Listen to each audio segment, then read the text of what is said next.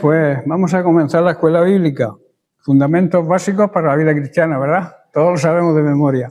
Y estamos en la lección 18 que habla de la resurrección de los muertos.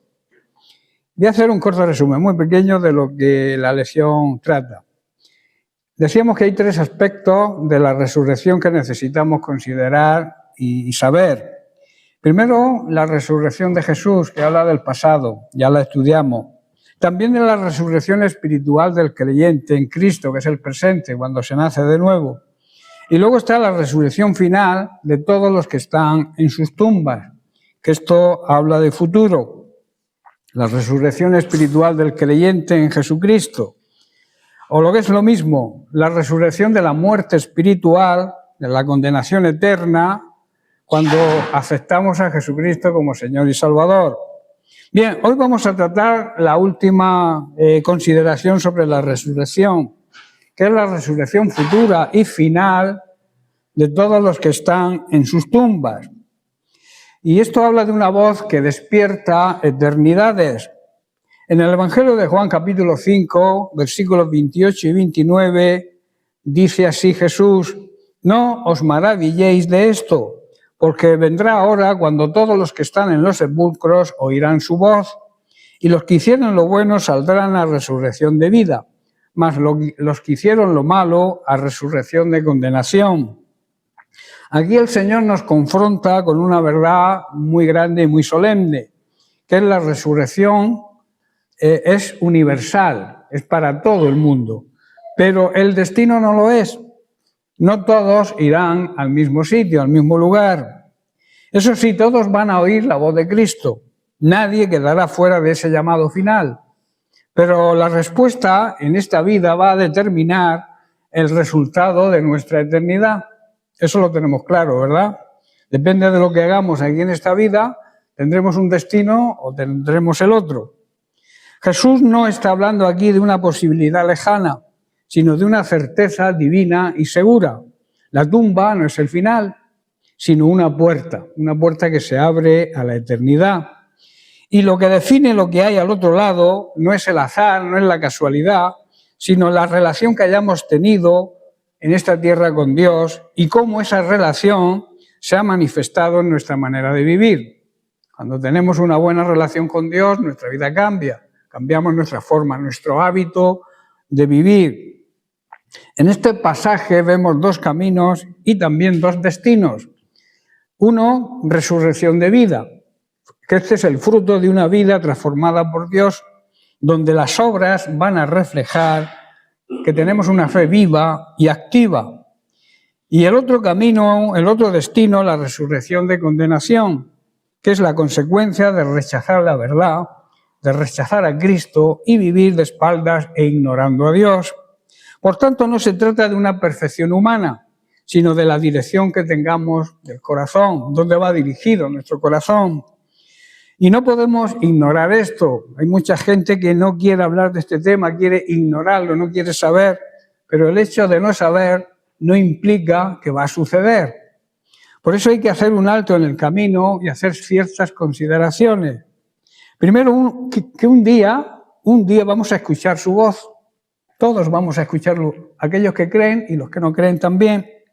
Y no será una invitación, será un llamado irresistible. Todo lo oculto será revelado. Lo que hoy parece pequeño, muchos lo consideran insignificante, incluso algunos una tontería, tendrá un peso eterno, o sea, la eternidad. Nos estamos jugando la eternidad. Y la pregunta no es si resucitaremos, que eso está claro, sino para qué vamos a resucitar. ¿Para vida o para condenación? Esa es la pregunta. Dios en su misericordia nos habla hoy para que no tengamos que enfrentarnos a esa voz futura sin estar preparados. El Señor nos ayuda, gracias a su misericordia nos habla hoy para que abramos nuestros oídos espirituales y estemos preparados para cuando se produzca ese llamado. Y aquí hay una aplicación práctica, que es que debemos examinar nuestra vida y preguntarnos, ¿nuestra vida refleja una fe genuina o solo una fe en apariencia? Decimos que tenemos fe, pero es en apariencia, no es real. Y la otra pregunta es, ¿somos cristianos verdaderos o tan solo lo aparentamos? Aparentamos ser cristianos, pero en realidad hay hipocresía en nuestra vida y en realidad no actuamos como cristianos. Por eso tenemos que asegurarnos de que nuestra esperanza no está en nuestras buenas obras. Nuestra esperanza está en Cristo. Pero debemos recordar que una fe verdadera, eso sí, siempre va a producir fruto, el fruto de las buenas obras. Sabemos que las buenas obras no nos salvan, nos salva la fe en Jesucristo, pero esa fe va a producir buenas obras. Estoy comprendiendo, ¿verdad?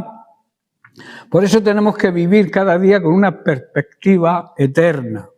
Lo que hacemos hoy tiene eco, tiene peso en la eternidad y debemos pedirle al Señor que nos ayude a vivir con una conciencia de eternidad, que nuestra vida refleje su verdad y su gracia, y que cuando escuchemos su voz sea para vida y no sea para condenación, y que forme en nosotros un corazón sincero, obediente y lleno de fe. El día de la resurrección futura será el día de recompensa. Todos los que están en los sepulcros, dice, oirán su voz, todos, en general. Los buenos a resurrección de vida y los malos a resurrección de condenación. Entender esta verdad y aplicarla a nuestra vida nos va a traer una recompensa grande y maravillosa y una manera de reaccionar. Si en realidad entendemos esta verdad, tenemos que reaccionar. Por el contrario, no entenderla y no aplicarla también nos trae una recompensa, pero una recompensa terrible. La paga del pecado es muerte, es condenación, es el infierno. Y surge la pregunta, ¿cómo afecta esta gran verdad a nuestra vida desde su propio fundamento? En Lucas capítulo 14, versículos 12 y 13, Jesús animaba a la gente cuando hacían un banquete. No solamente les decía que invitaran a los que devolverían la invitación, sino de invitar a aquellos que no lo harían. Dice así, dijo también al que le había invitado, cuando hagas comida o cena, no llames a tus amigos, ni a tus hermanos, ni a tus parientes, ni a vecinos ricos, no sea que ellos a su vez te vuelvan a convidar y seas recompensado. Mas cuando hagas banquete, llama a los pobres, los mancos, los cojos y los ciegos. Esto también tiene una simbología espiritual y una gran enseñanza. Aquí Jesús no está hablando solo de una comida, está poniendo un ejemplo. Está hablando del corazón con el que vivimos. ¿Qué disposición hay en nuestro corazón? Porque es fácil invitar a quien nos cae bien, ¿verdad? También es natural acercarnos a quienes están a nuestro nivel. Es cómodo rodearnos de aquellas personas que pueden aportarnos algo. Pero Jesús rompe este patrón. Él nos dice, tu amor no puede basarse en tu conveniencia. Tu generosidad no puede depender del retorno, de que te devuelvan. La enseñanza profunda y práctica es que en tiempos de Jesús, invitar a alguien a comer era una forma de crear alianzas, favores, relaciones de interés. Por eso Jesús pone este ejemplo. Nada diferente a lo que ocurre hoy, ¿verdad? Hoy pasa lo mismo. En este pasaje Jesús nos expone esa lógica. Si das esperando recibir, no estás amando, estás negociando. Y el reino de Dios no funciona como un negocio. En este texto Jesús también toca algo muy incómodo. ¿A quiénes buscamos? ¿Con quién nos relacionamos? ¿A quién estamos dispuestos a servir? Porque todos, en algún nivel, tendemos a elegir aquello que nos conviene, aquello que nos trae beneficio. Esa es la realidad del ser humano. Pero Jesús apunta a otro tipo de personas. El olvidado por la sociedad, el rechazado por todos, el pobre que no tiene cómo devolverte nada. Ahí es donde el amor se vuelve real. Un ejemplo, piensa en una mesa. Una mesa donde todos son conocidos, importantes, útiles. Eso es lo normal, ¿verdad? Pero Jesús te dice que en esa mesa dejes espacio para alguien a quien nadie lo invita. Porque entonces esa mesa se parece más al corazón de Dios. ¿Estáis comprendiendo? Una gran verdad hay aquí. El amor verdadero se revela cuando no hay beneficio personal. Cuando amamos sin interés. Cuando amamos por empatía, por misericordia, por amor, no por recibir algo a cambio. Ahí se distingue el que sigue a Cristo y no lo sigue de verdad, del que solo sigue la corriente de este mundo. Jesús no vino a buscar a los importantes, vino a buscar a los perdidos. Y si queremos parecernos a Él, que es nuestra meta, ¿verdad? Que nos parezcamos a Jesús, que el carácter de Cristo sea formado en nosotros. Nuestra vida también debe abrir espacio para quienes el mundo deja fuera. Porque cuando haces eso, no solo estás ayudando a alguien, estás reflejando el corazón de Dios. ¿Verdad? En Lucas capítulo 14, verso 14, encontramos el versículo clave. Porque dice, después Jesús hizo esta declaración: te será recompensado en la resurrección de los justos. Aquí está la clave. No es recompensa de que alguien te devuelva algo. No es recompensa de un beneficio. Es la recompensa eterna. ¿Estáis entendiendo? Es la recompensa que Dios tiene para nosotros. Una recompensa eterna. Porque Cristo nos invita a amar y no hace cálculos. Cuando Jesús murió por nosotros en la cruz, no hizo cálculos de que nosotros íbamos a hacer algo a cambio, ¿verdad? Murió porque Él quiso morir. Por eso este versículo nos lleva directamente al corazón de Dios. Aquí no se trata de dar esperando recibir, ni de hacer el bien como un negocio espiritual. Jesús está rompiendo toda la lógica humana. Lo del intercambio, la del yo te doy si tú me das. Eso también ocurre en las familias, en los matrimonios hoy en día. Yo te amo si tú me amas. Yo te amo si tú me haces esto. Y el amor verdadero es yo te amo aunque no me hagas nada. Porque nosotros no hicimos nada, ¿verdad? Cuando Jesús estaba crucificado en la cruz. Y Él murió. Él se comprometió sin pedir nada a cambio. Por eso Cristo nos invita a amar sin calcular.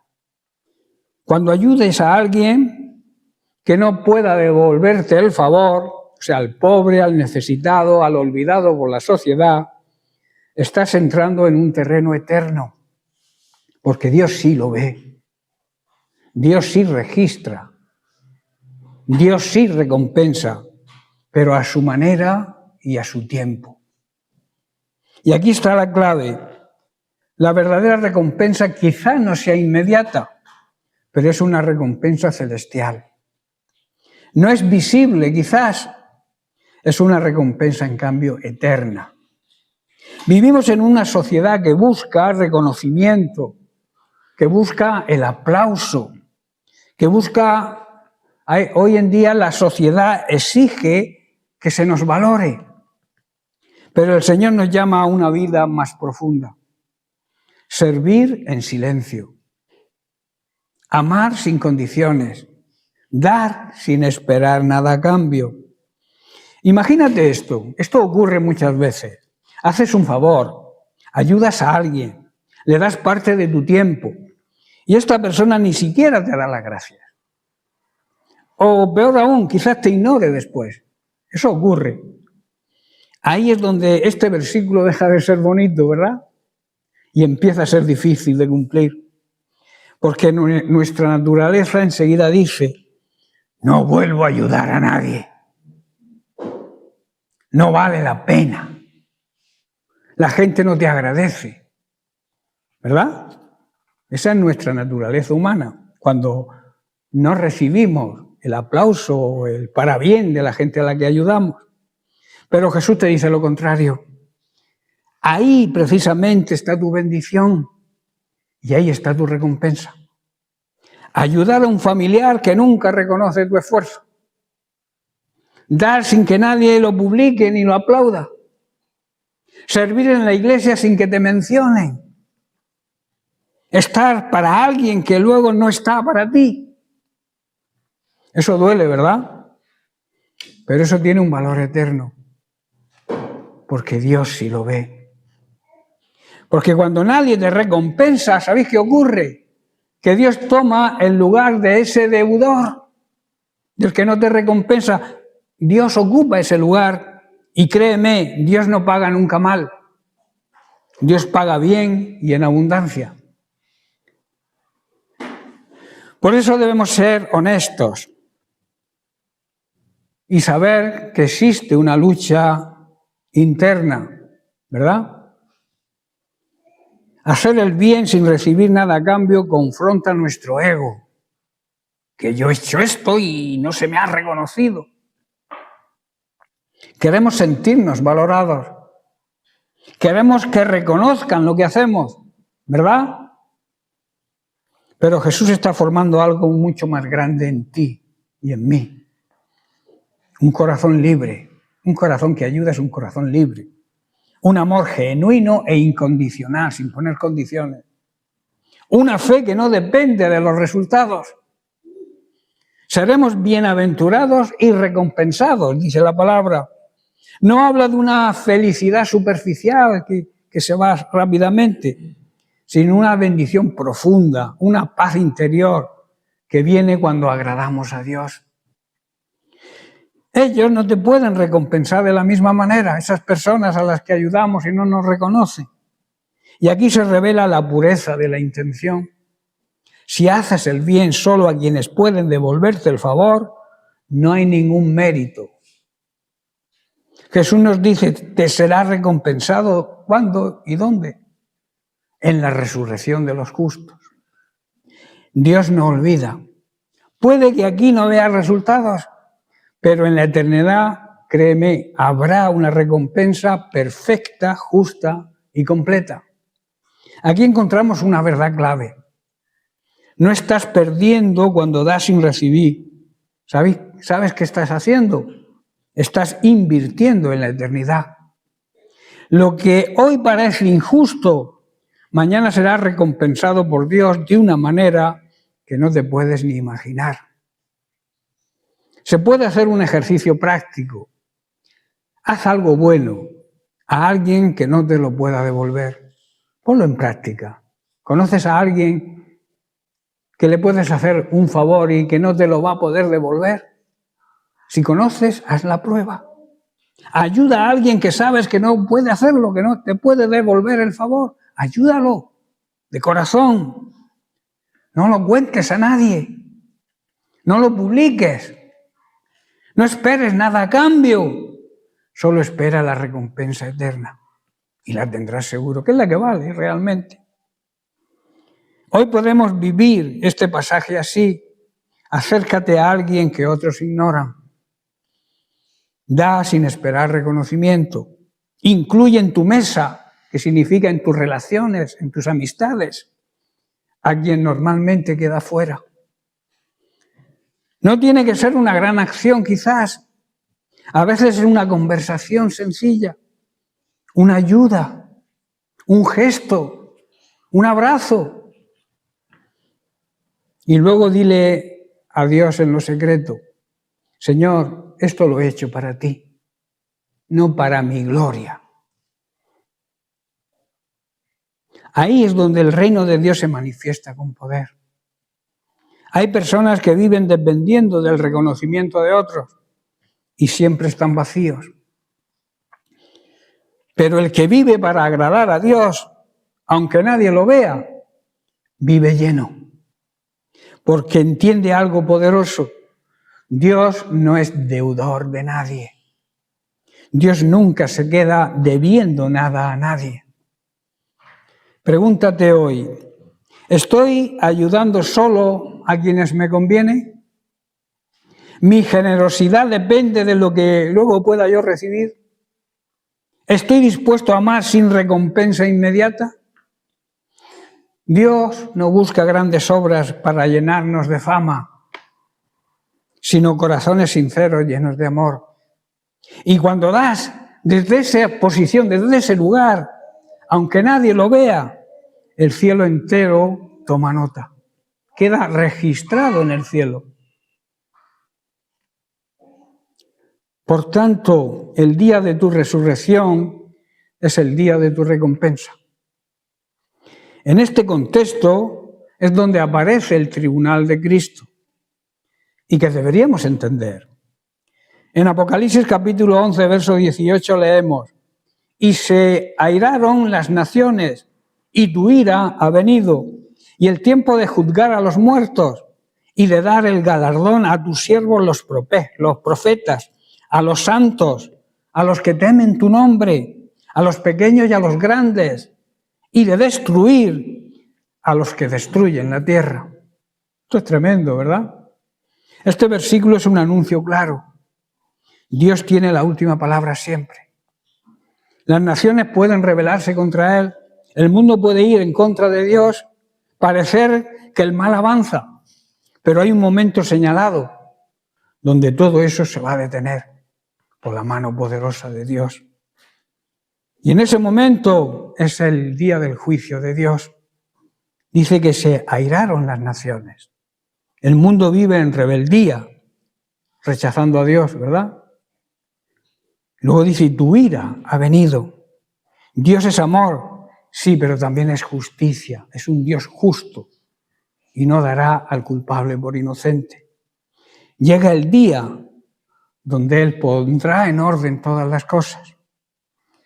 Tiempo de juzgar, añade. Nadie va a quedar fuera.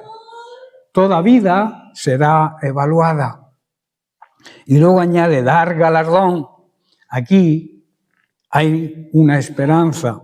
Dios recompensa a los que le han sido fieles, sin importar si eran grandes o pequeños, si eran guapos, si eran feos, si tenían más dinero o tenían menos, o tenían una posición o tenían otra posición más baja. Dios recompensa a todos aquellos que han sido fieles con Él, en lo poco, en lo mucho, en lo medio. Y luego dice, destruir a los que destruyen. El mal no va a quedar impune.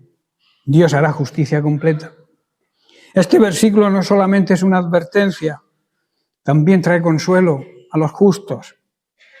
Para el que hace el mal, es un llamado al arrepentimiento. Dios tiene misericordia aún de esas personas que destruyen, esas personas que hacen el mal.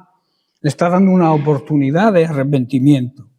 Y luego para el que teme a Dios es una seguridad de recompensa.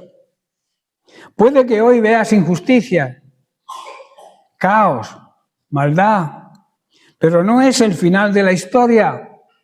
Dios no ha perdido el control y solo está esperando el momento perfecto. Y cuando llegue ese día, todo será puesto en su lugar. Dios es un Dios de orden, todo será puesto en el lugar que merece. Y ahora leemos en Apocalipsis capítulo 21, versículos del 11 al 15. Este texto describe la gloria de la Nueva Jerusalén. Dice, teniendo la gloria de Dios y su fulgor era semejante al de una piedra preciosísima, como la piedra de jaspe, diáfana como el cristal, resplandeciente como una piedra preciosa, con un muro grande y alto, 12 puertas con los nombres de las tribus de Israel y 12 cimientos con los nombres de los apóstoles. Vivimos en un mundo lleno de ruido, problemas, cansancio, pero aquí Dios nos muestra el final de la historia. Una ciudad llena de su gloria, la Nueva Jerusalén. Y esto no es una fantasía, es una promesa, y es una promesa divina. La gloria dice que lo llena todo. Dice que la ciudad tiene la gloria de Dios. Esto significa que no hay oscuridad, no hay pecado, no hay enfermedad, no hay vacío, no hay tristeza en esa nueva ciudad. Lo que hoy buscamos, que es paz, sentido, plenitud, allí no lo vamos a buscar, allí lo vamos a vivir. Un muro firme, grande y alto. El muro grande y alto habla de seguridad. Allí estaremos seguros. Hoy vivimos con miedo, quizás, las guerras, los problemas, la situación económica, la incertidumbre, la inestabilidad, pero en lo que Dios prepara, nada se pierde, nada se rompe. Es un lugar seguro porque Dios está allí. Las puertas abiertas, dice que habrá 12 puertas y en cada lado un acceso. Esto nos enseña algo poderoso, sencillo pero poderoso. Dios no está cerrando el camino, lo está mostrando. Pero hay un orden, hay una entrada definitiva. No es de cualquier manera, es conforme a lo que Dios ha establecido. Y luego hay unos fundamentos sólidos. Habla de 12 cimientos con los nombres de los apóstoles. Los cimientos con los nombres de los apóstoles nos recuerdan que todo está construido sobre la verdad. Sabéis que los discípulos enseñaron la verdad revelada por Jesucristo. La enseñanza de los apóstoles se habla, ¿verdad? Y esto nos recuerda que los apóstoles estaban constituidos sobre la verdad, no sobre emociones, no sobre ideas humanas, estaban sobre lo que Dios había revelado. Esta ciudad que habla el texto no solo es un lugar futuro, es también un recordatorio presente. Nuestro destino no es el caos, como algunos aseguran, es la gloria de Dios. Cuando te sientas cansado, desanimado, sin rumbo, recuerda y piensa hacia dónde vas. Recuerda quién te espera en la eternidad. Recuerda que esto no es el final. No vivimos, pues, como si todo terminara aquí. Hay una ciudad preparada, firme, gloriosa, segura, y cada paso que damos con Dios nos acerca a ella. Porque al final no nos espera el vacío, nos espera la gloria eterna. Muchos aseguran que una vez muerto termina todo, pero eso quisieran algunos. El desconocimiento de la verdad no implica que sea verdad o no. La verdad es la verdad. Y yo creo en la palabra de Dios que dice que habrá una eternidad. Vamos a hablar de este vacío. El vacío no es simplemente tristeza. Es esa sensación profunda de que nos falta algo. La gente sin Dios siente ese vacío. Aunque por fuera todo parezca estar bien, por dentro es un caos. Puedes tener un buen trabajo, puedes tener una buena familia, estudios, incluso logros, éxitos, y aún así, por dentro, estás vacío. Y preguntarte, ¿para qué sirve todo esto? Nada me llena de verdad, aunque tengas todo eso. ¿De dónde viene ese vacío? La raíz no es psicológica solamente, es espiritual.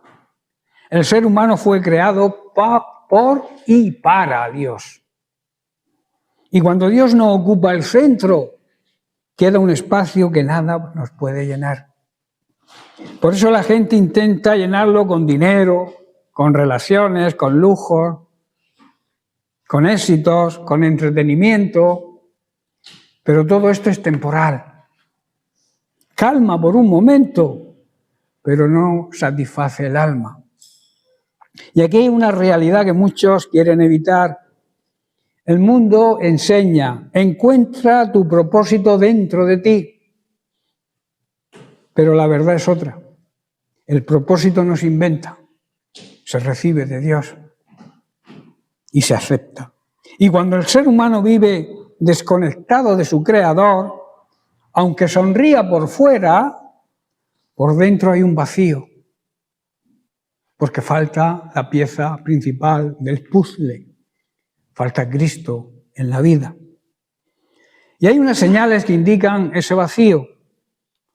falta de sentido en lo que hacemos, sensación de rutina sin propósito, necesidad constante de distraernos, insatisfacción aún logrando metas. Y esto no es casualidad, es el alma diciendo: necesito algo más profundo, porque el alma busca algo más real, más profundo, más espiritual. Recordemos que el alma es la parte inmaterial de nuestro ser. La respuesta, el vacío jamás lo puede llenar con cosas materiales. Se llena con una relación profunda e íntima con nuestro Creador. Cuando Dios vuelve a ser el centro de nuestra vida, hay un sentido para ella, hay dirección, hay paz y paz auténtica. No porque desaparezcan los problemas, sino porque ahora sabes para qué vives. Tu vida vuelve a tener sentido.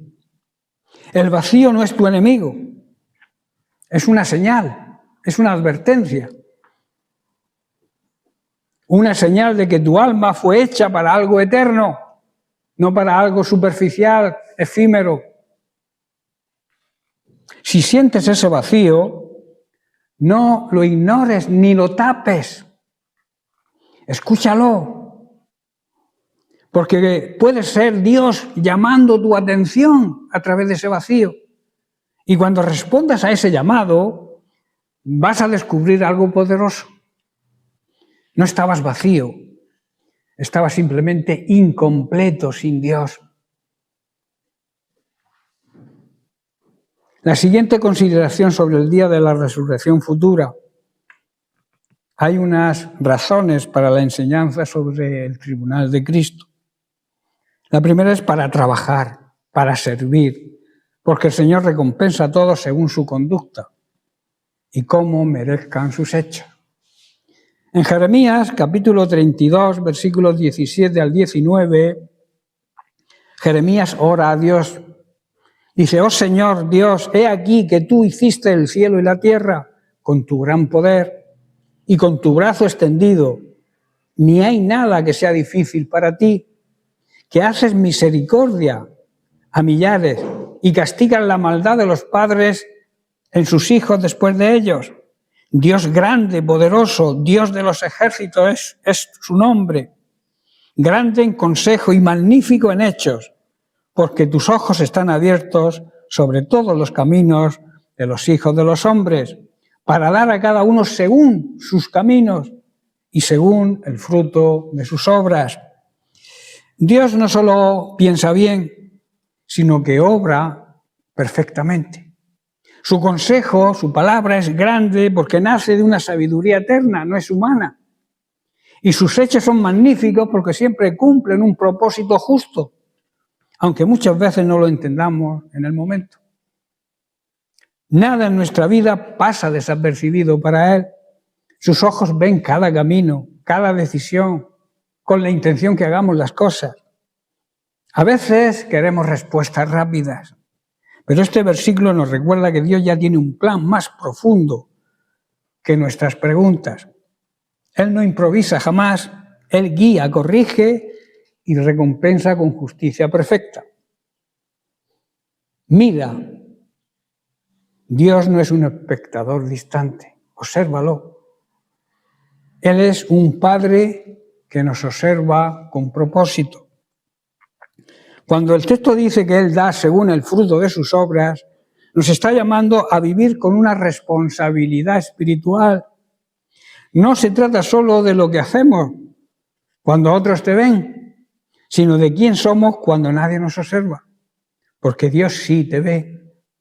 Hay tres verdades que este pasaje nos deja. Primero, Dios piensa mejor que nosotros. ¿Lo tenemos claro eso? Sus pensamientos son mejores que los nuestros. Y su consejo, su palabra siempre es superior a la palabra humana. En segundo lugar, Dios actúa mejor que nosotros. Sus obras son perfectas, aunque no sean siempre inmediatas. Y la tercera es que Dios juzga con justicia. Nada queda sin ser considerado por Él. Y entonces la pregunta es, ¿cómo debemos vivir? Pues debemos vivir con integridad, con fe activa y verdadera, y sobre todo con paciencia, esperando el momento de Dios. Hoy deberíamos preguntarnos, ¿estamos confiando en el consejo, en la palabra de Dios o en nuestro propio entendimiento?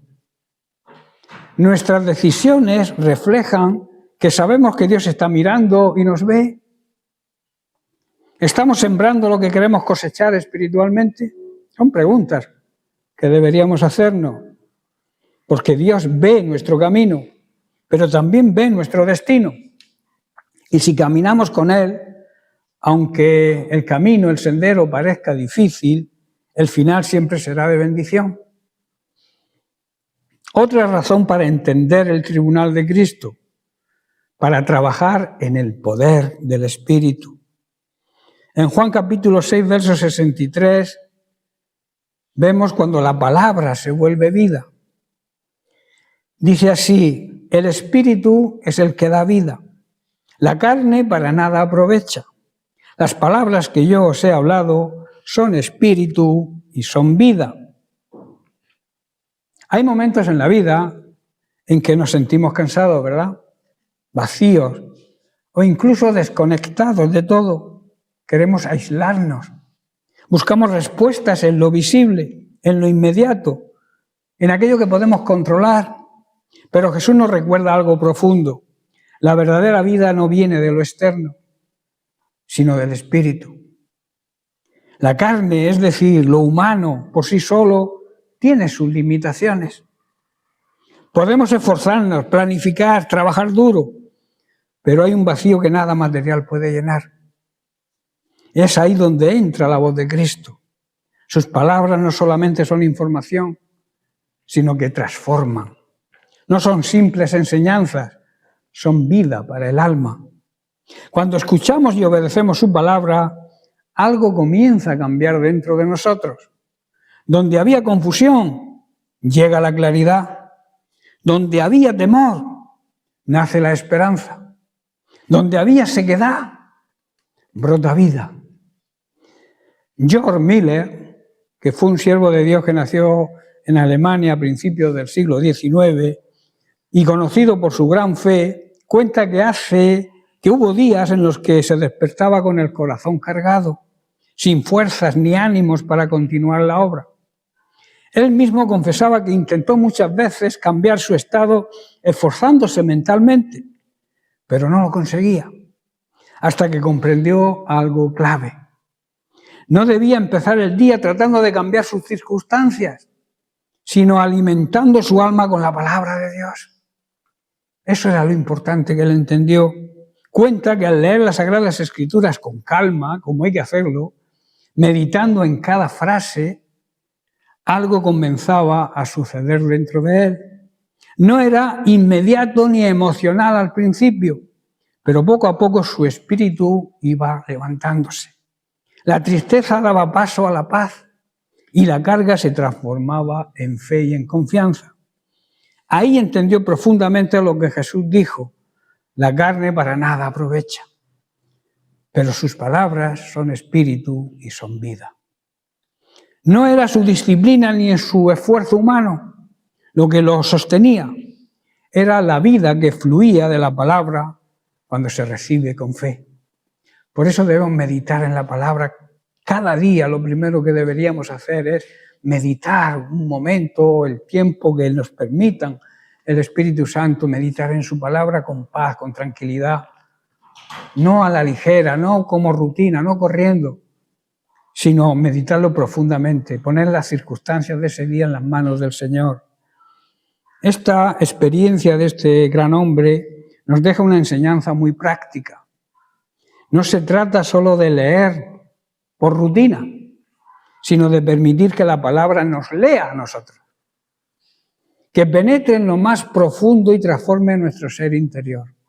Esa es la clave. Por eso esta enseñanza nos invita a preguntarnos: ¿de qué me estoy alimentando cada día? ¿Estoy dando espacio a la voz de Dios en medio del ruido y las voces de este mundo? Porque no basta con oír, hay que recibir con fe y hay que obedecer. Cuando lo hacemos, el Espíritu Santo actúa silenciosamente, pero actúa con poder y actúa renovando nuestro ser interior. Cuando no se tienen fuerzas, como este siervo de Dios en sus momentos de lucha, hay una fuente disponible e inagotable, la palabra viva de Cristo. Hay que acercarse a esa fuente, no como una obligación, porque entonces sería una obra muerta, sino como quien tiene sed de verdad. Y veremos cómo el Espíritu vuelve a darnos vida. Jesús dice, el que tenga sed, venga a mí y beba. Hoy puede ser un buen momento para hacer un alto en el camino, ¿verdad? Guardar silencio y acercarnos a Jesús y decir, Señor, que tu palabra viva en mí. No quiero solo entenderla, quiero a través de mi obediencia experimentarla. Y veremos cómo cuando la palabra se vuelve vida en nosotros, poco a poco lo que parecía muerto empieza a cobrar vida. No deberíamos hacer ninguna obra muerta sin hacer todo con fe hacia Dios, con la energía que nos da el Espíritu Santo, para parar de juzgar a los demás.